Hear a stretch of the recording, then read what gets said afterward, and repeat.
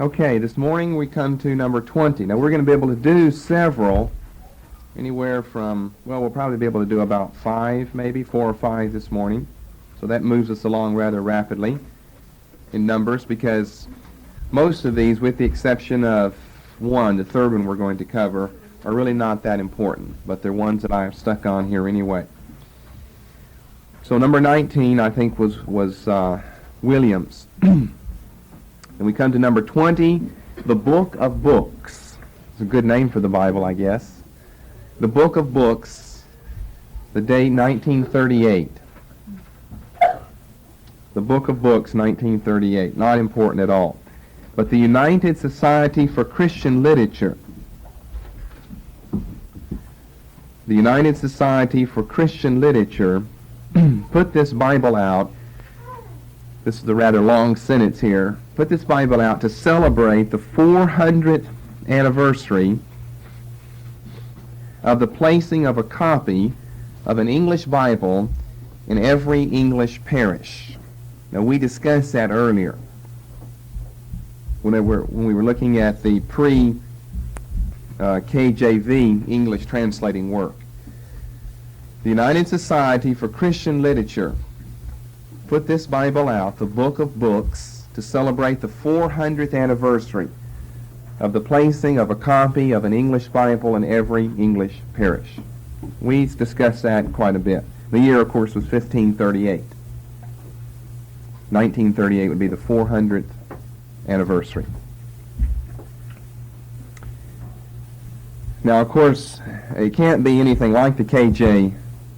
Well, it can be like the KJV, but it's got to be modernized in order to appeal to people today. So I guess I would say about this that it's pretty much, this translation, the Book of Books, is pretty much along the line of the language of the older translations. The KJV, the ASV, the ERV, but it modernizes the language. In other words, it will take even the language of, let's say, the ERV and the ASV of 1885 and 1901 and modernize the language. And then the text is better arranged, certainly, than something like the KJV, where every verse is treated as a separate paragraph. Although paragraph symbols are used, every verse is still treated as a separate paragraph. Number 21, the New Testament letters, 1943. The New Testament letters, 1943. This was the work of an English Archbishop of Brisbane in Australia, J.W.C. Wand, W-A-N-D. J.W.C. Wand, English Archbishop of Brisbane, Australia. He gave a translation of the New Testament epistles during the war years, 1943, with a revised edition coming out right at the conclusion to the war years, 1946.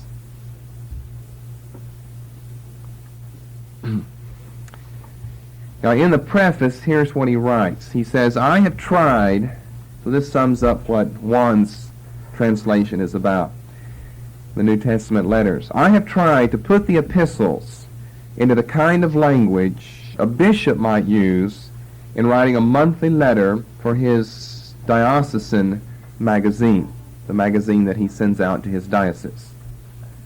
I have tried to put the epistles into the kind of language a bishop might use in writing a monthly letter for his diocesan magazine.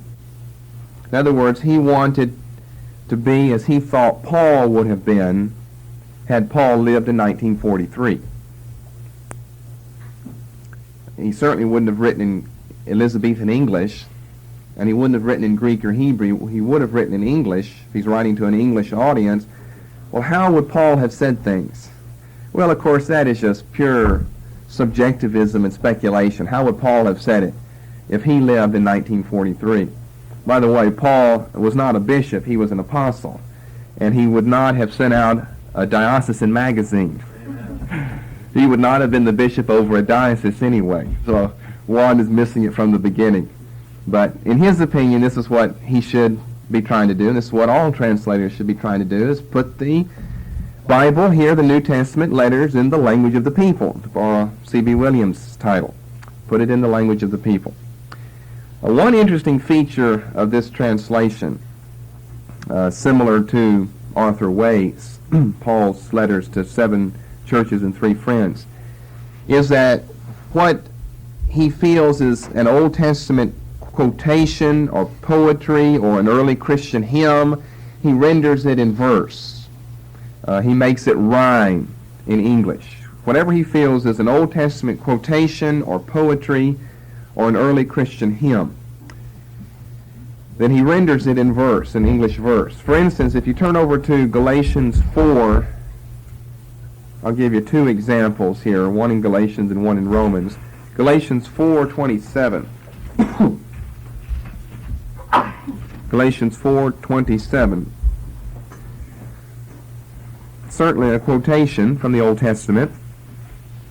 I don't know why he thinks that all of the Old Testament, if it's quoted in the New, should rhyme, but that's what he did. For it is written, Rejoice, thou barren that bearest not. Break forth and cry, thou that travailest not. For the desolate hath many more children than she which hath an husband. Galatians 4:27. Now here is how he renders that. The empty house resounds with joy. The childless wife breaks into song. To her who was bereft of all, unnumbered children now belong. Filled with poetry. English verse. Then in Romans 16:25-27.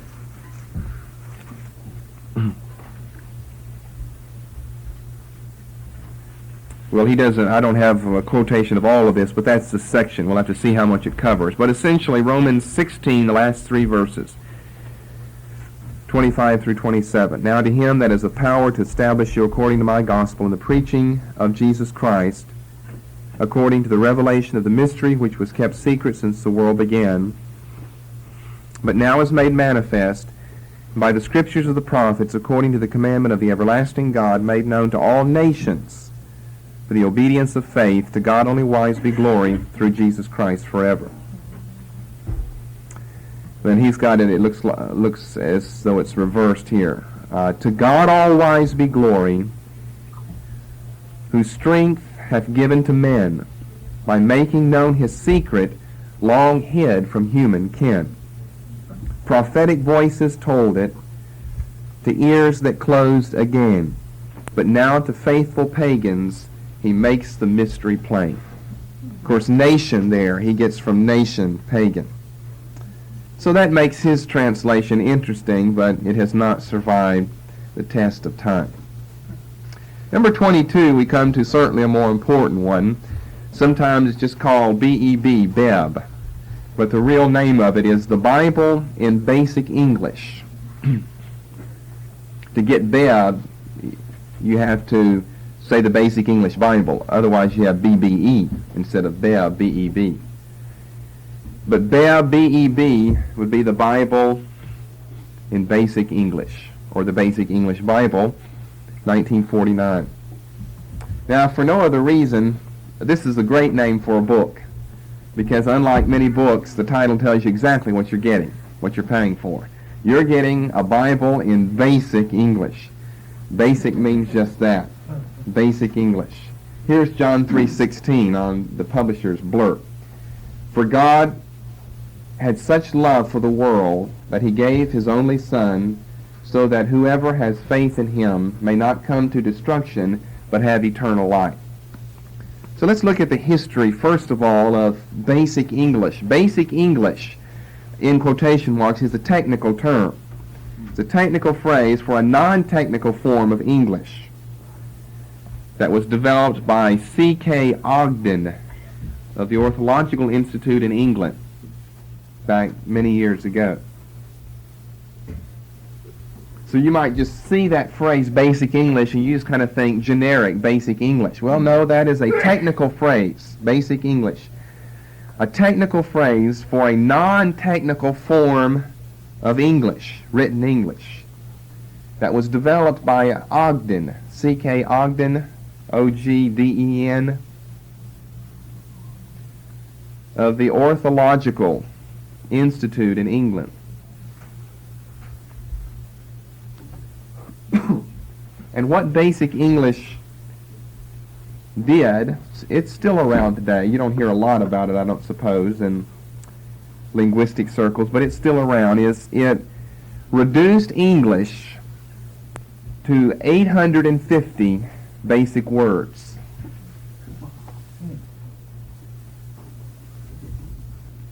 Now, that doesn't include, places or people's names or things like that, but the words that I just used, places, things like that, people, those are common words that we have to use so much of the time to say anything about anything.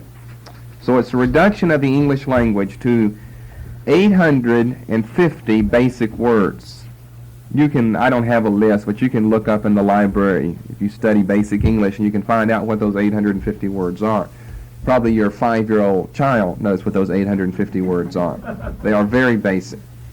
Now, of course, what it was meant to help either uneducated Englishmen read things, because you'd only print material in basic English, quote unquote, not just like generic basic English, but it's a technical term.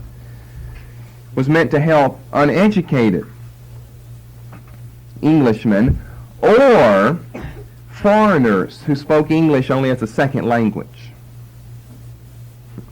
So it's tempting to call this the dumb man's Bible. Now, don't all of you rush out and buy one just because I put it in your classification. Oh, that was naughty and nasty on a Sunday morning. All right, I'll take that back. It's still tempting to call it the dumb man's Bible, though, or to call it the foreigner's Bible, which we wouldn't mean any ethnic slur by that. But I think that it was probably meant, well, definitely, it's more meant for a foreigner who spoke English as a second language than for a dumb Englishman. For the dumb Englishman, go to school and get smart and learn. But it would help, though. I mean, sometimes you're just reading the newspaper, and what do they have? One of these big, long words in there. And newspapers aren't supposed to use big, long words, because newspapers are for everyone. Somebody's trying to impress you with something. And I get a little tired. I might know what the word means, but I get a little tired of seeing these big, long words in newspaper articles or magazine articles, because that's intended for the general public to read. What they should use is basic English whenever they're writing. Now, if you're going to talk about some foreign situation, you might have to use a few words that speak to that, especially people and place names. But it's a good idea. Now, we'll see how it works with the Bible, but it's a good idea, the basic English idea. Just before the outbreak of World War II, here's how basic English affects the Bible. By the way, basic English was, drawn up and devised apart from anything concerning Bible translating work. It was just to publish anything. So don't make the connection. We're going to make it as it was made later in history. But originally, the Ornithological Institute in England was devising this under Ogden's supervision for general English writing, not for something that had to do with the Bible specifically. But then, just before the outbreak of World War II, the Institute assigned the work of a Bible in this form of English to Professor S.H. Hook.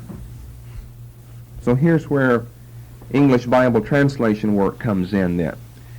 S.H. Hook, H-O-O-K-E.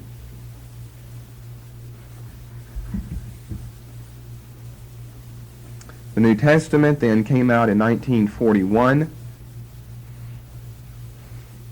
The whole Bible came out in 1949.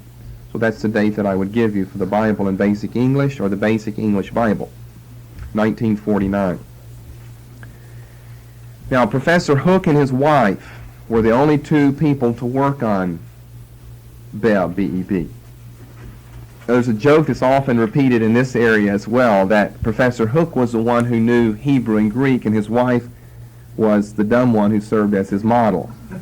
She had to be about 850 word level person so that he could translate and practice on her.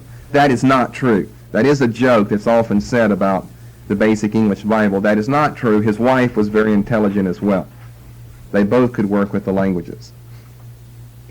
But it would make sense, though. It makes a lot of sense. That's probably how the joke got started.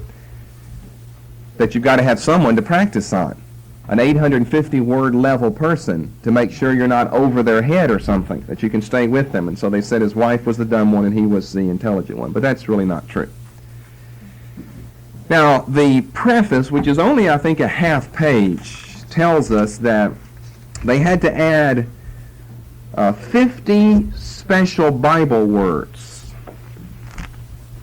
And that would mean, special words that dealt with things like, salvation. The term salvation, that maybe you wouldn't generally need to know that term in English. Of 850 words, I don't think I'd pick the word salvation to be one of the words that I would know. But you'd have to know that to read the Bible. You'd have to know that. So there are 50 special, what they call Bible words, that were added to Basic English's 850. That gives us 900. And then Professor Hook and his wife found that they needed about 100 other words. About 100 other words were necessary to really do justice to the Bible, which then gives us, and this makes it easy to remember, the grand total of 1,000 words. And again, the publisher's blurb on the front cover, see the very bottom, the most readable modern translation, that is if you're dumb, total vocabulary of only 1,000 basic English words.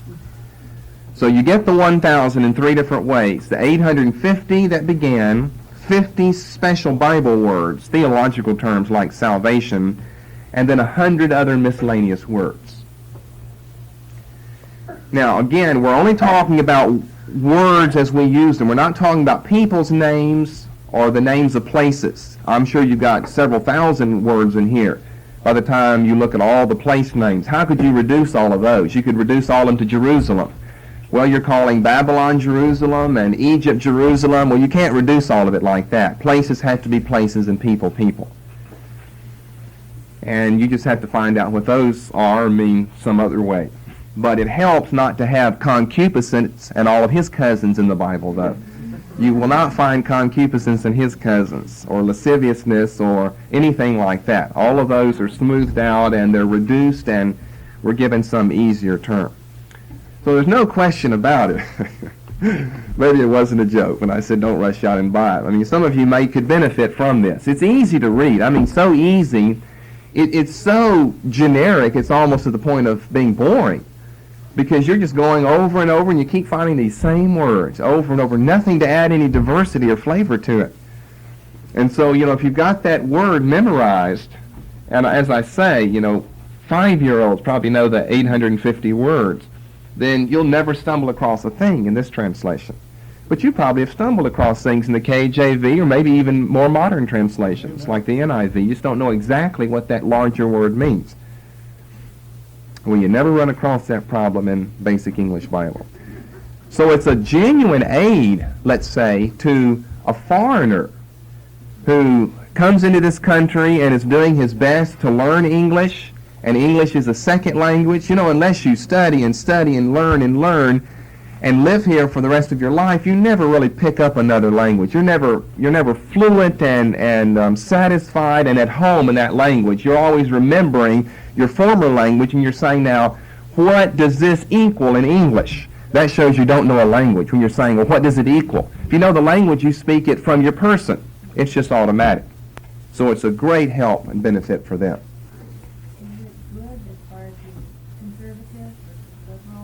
Yes, it is good as far as being conservative. But let me go on and talk for a moment about its strengths and weaknesses, which should be rather obvious. First of all, on the weakness side, the limitations are so severe with only 100 words that you can hardly represent the total meanings of the Hebrew and Greek faithfully. Hebrew and Greek have more than 1,000 words. You see, here's what I mean, if we've got 5,000 different words, Greek words in the New Testament, and we can only use 1,000 words, that means every 5 words, this doesn't, of course, exactly pan out, every 5 words in Greek will have to be rendered the same way with one English word. That does such a disservice to the biblical languages if you're wanting to know really what it says. Now, you can get the basic message, basic English, the basic message. You can get salvation, who God is, man's sin. You can get all of that here.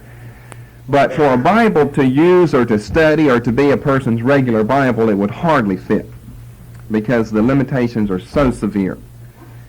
It's an admirable thought to reduce English to 1,000 words, but that would be better to do in some other work than the Holy Scriptures, where words are important, where words often are pregnant with meaning, where words simply can't be reduced, a half a dozen Greek words, to one English word, because we've got to stay within our 1,000 limit of words. We've got to stay under the cap of 1,000 words.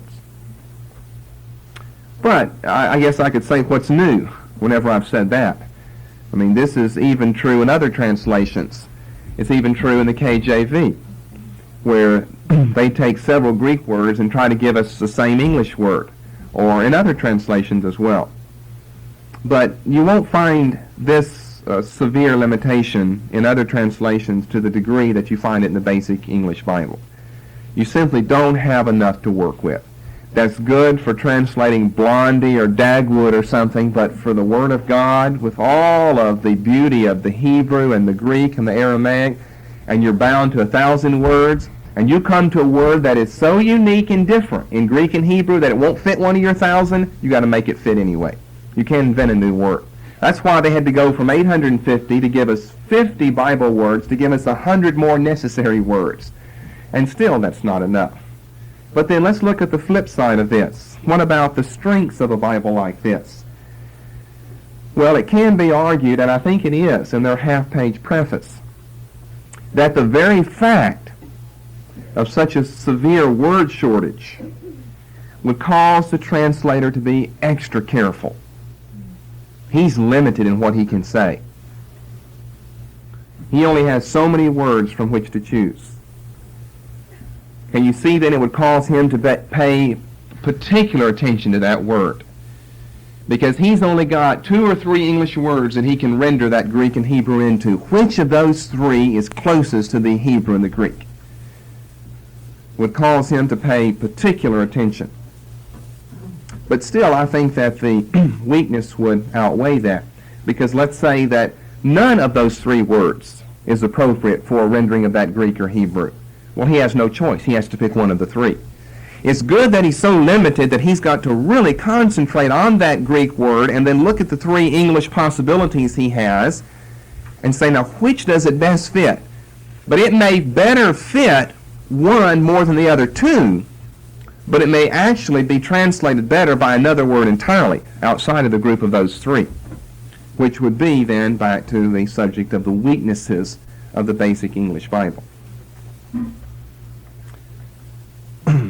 Hook, I had a book by Hook. I've got it in my briefcase. I didn't bring it in here.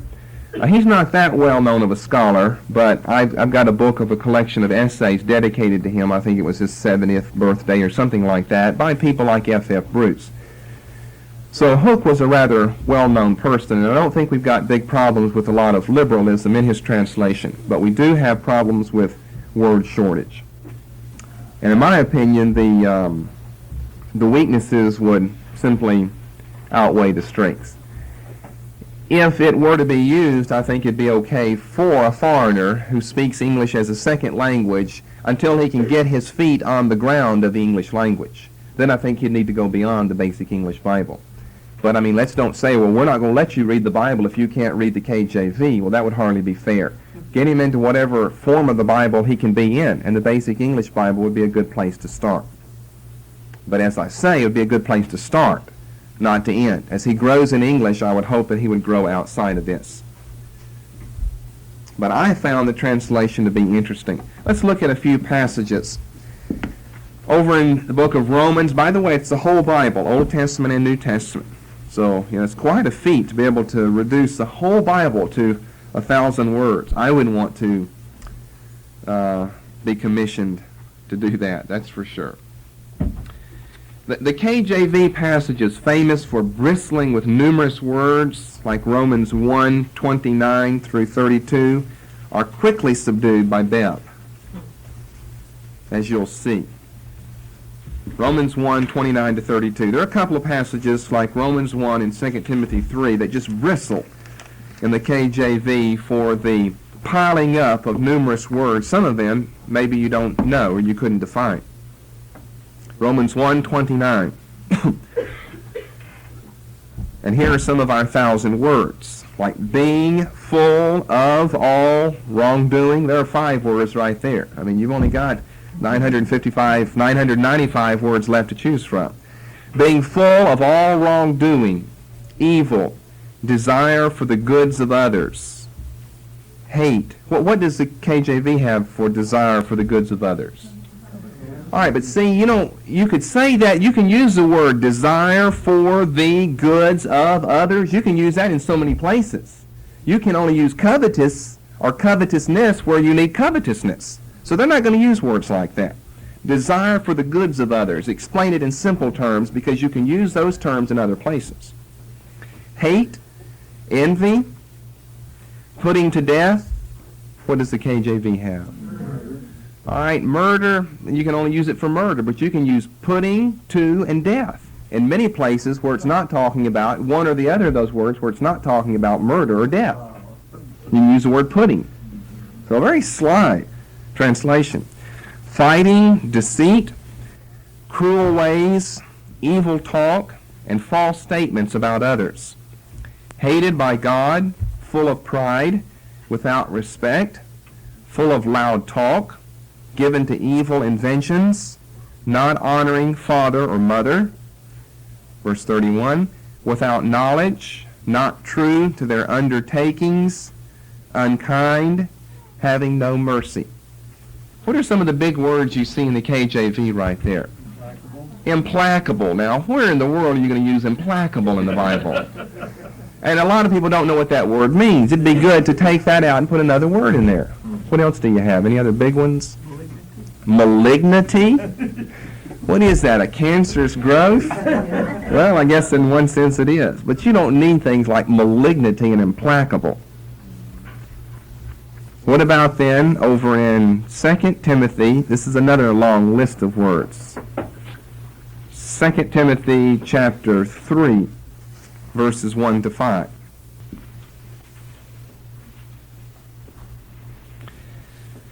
Second Timothy 3, 1-5. But be certain of this, that in the last days times of trouble will come. For men will be lovers of self, lovers of money, uplifted in pride, given to bitter words, going against the authority of their fathers, never giving praise, having no religion, without natural love, bitter haters, saying evil of others, violent and uncontrolled, hating all good, false to their friends, acting without fault, lifted up in mind, loving pleasure more than God, having a form of religion, but turning their backs on the power of it, go not with these. Now, what are some of the big words you have there? Pardon? Incontinent? Don't you have heady there? Heady? What is that? Someone with a large tank-shaped head? Heady, incontinent, high-minded, perilous,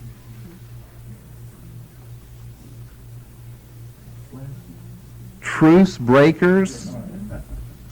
I guess incontinent and heady are probably your biggest terms there.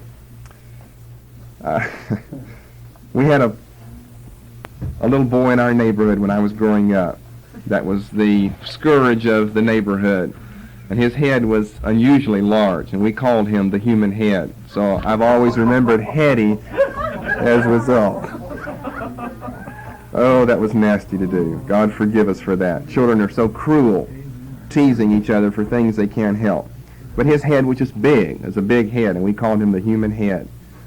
And he suffered a lot for that. Psalm 23. The Lord takes care of me as his sheep. I will not be without any good thing. He makes a resting place for me in the green fields. He is my guide by the quiet waters. He gives new life to my soul.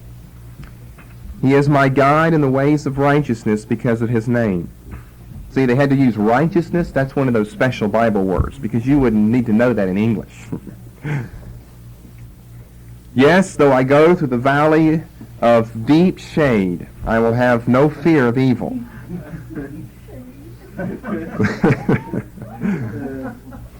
Well, the KJV shadow of death is a mistranslation from the Hebrew anyway. I don't know that this is any better, though. The valley of deep shade. You get a picture of the lower world shades. Remember from C.S. Lewis, my shadies and gentle devils? For you are with me, your rod and your support are my comfort. You make ready a table for me in front of my haters, but you put oil on my head, my cup is overflowing. Truly, blessing and mercy will be with me all the days of my life, and I will have a place in the house of the Lord all my days. Kind of toned down, it seems like, from the beauty of the KJV. But important, as I say, in its own regard, inasmuch as people who don't speak English as their first or their natural language could have a window into God's Word. Now, maybe the most famous passage, let me just mention this in conclusion, is 2 Corinthians 3:17. The KJV has now where the Lord is that Spirit, and where the Spirit of the Lord is, there is liberty. F.F. Bruce tells an interesting story in one of his books about a young married couple who wanted an appropriate Bible verse to put over the mantle of their home to start their new life together. And they found 2 Corinthians 3:17. Now, the Lord is that Spirit, and where the Spirit of the Lord is, there is liberty. But they didn't like the way it read in most translations until they finally came across BEB, the Basic English Bible, which has, the Lord is the Spirit, and where the Spirit of the Lord is, there the heart is free. And Bruce doesn't tell you in his book because he couldn't, because that book came earlier than what I'm going to say, but Bruce later published a book entitled Paul, Apostle of the Heart Set Free. And that was taken specifically from the Basic English Bible's reading of 2 Corinthians 3:17. I think some of you have heard of that book before. Paul, Apostle of the Heart Set Free. And if I remember correctly, I have that book in my library. I've read part of it. It was rather boring. I never finished it. I think there are better biographies of Paul than Bruce's, although Bruce is one of the world's leading Pauline authorities. I think on one of the front pages it simply has 2 Corinthians 3:17, the Lord is that Spirit, where the Spirit of the Lord is, there the heart is set free, Basic English Bible underneath that. So you know that it's a translation from the Basic English Bible. I don't know who that young married couple was. It may have been Bruce and his wife, or it may have been someone he knew. I think that he knew that young couple, or he wouldn't be telling that story. And then naming a book of his, Paul, Apostle of the Heart Set Free, later on. Oh, I think we might have time to do another translation. You want to send this around and you can take a look at it.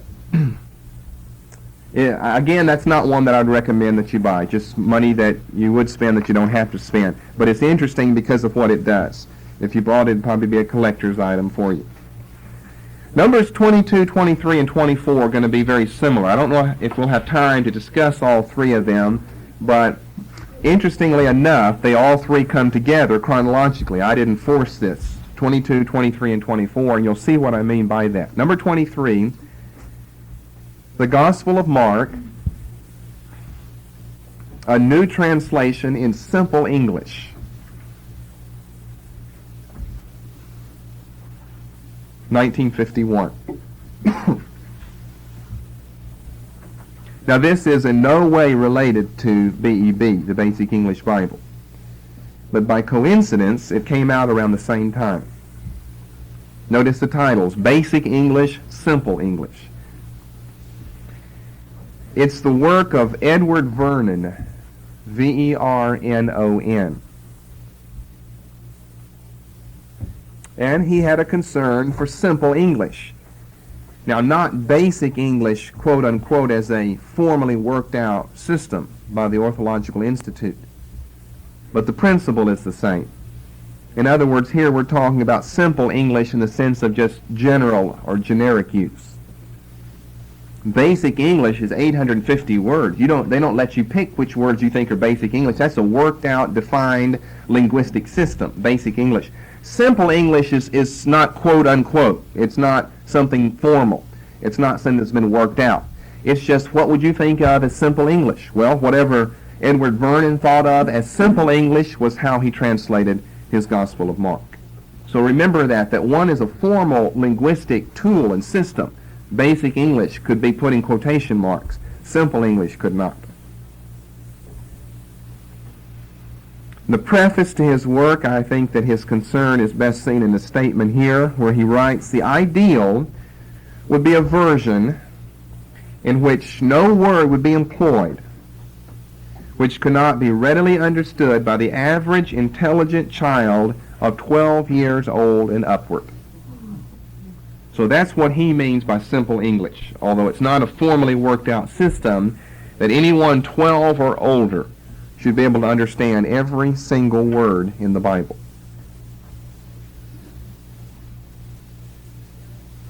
Now, I don't think that I know, because I know people 50 and over in the church that can't understand KJV or other language. So, I know that children 12 and older, 12 to 20, can't understand a lot in the KJV, can't understand a lot in maybe some other translations. So he wanted to overcome that hurdle and reduce everything to what was, in his opinion, simple English that a 12-year-old child could understand. Now, he wanted this to be true of all the synoptic Gospels, Matthew, Mark, and Luke, but he was only able to publish Mark. That's why we have this as the title, The Gospel of Mark, a new translation in simple English. Work on Matthew and Luke was never completed and never published. Let me give you some samples. They're all, of course, in the Gospel of Mark, chapters 5 and 6. You'll need to see in your Bible or the examples won't make any sense, especially the first one. Mark 5:20. Mark 5:20.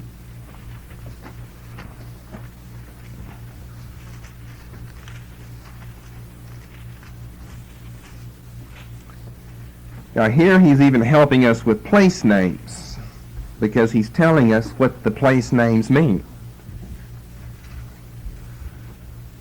Now I guess the way to answer this question is, who doesn't know what that word means? If you know what the word means, then you don't have a problem in verse 20, because it's a Greek word. But if you don't understand the Greek background, you would know what that name means in Mark 5:20.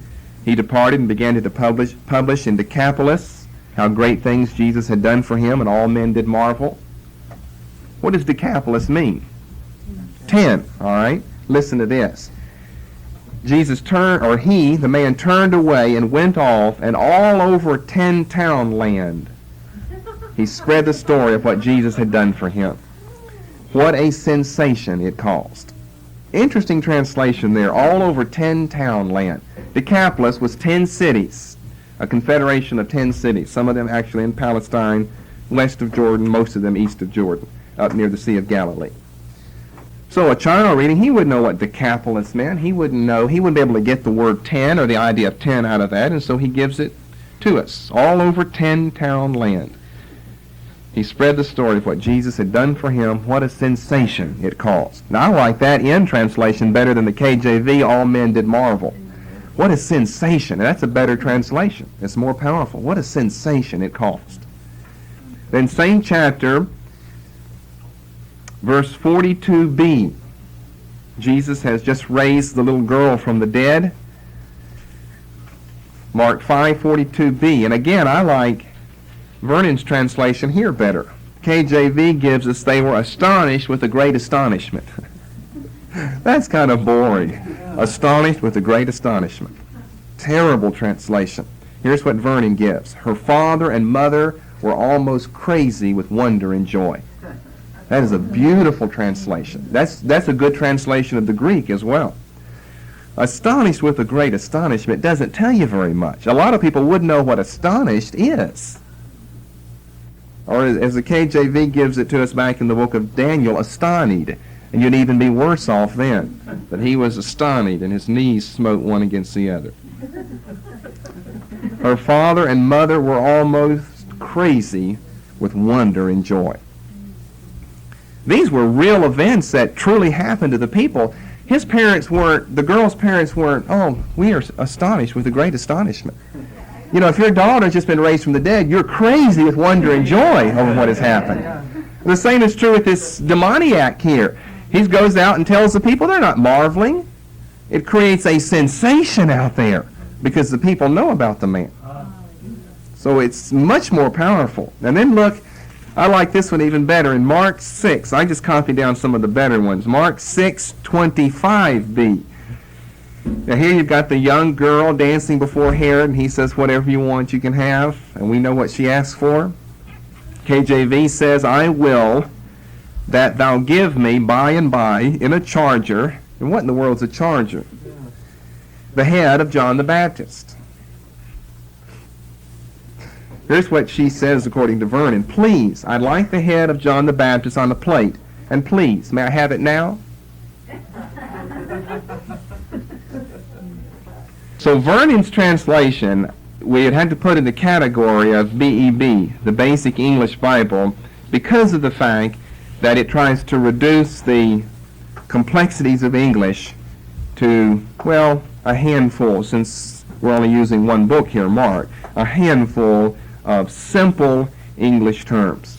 Simple enough for a child 12 years old and above to understand.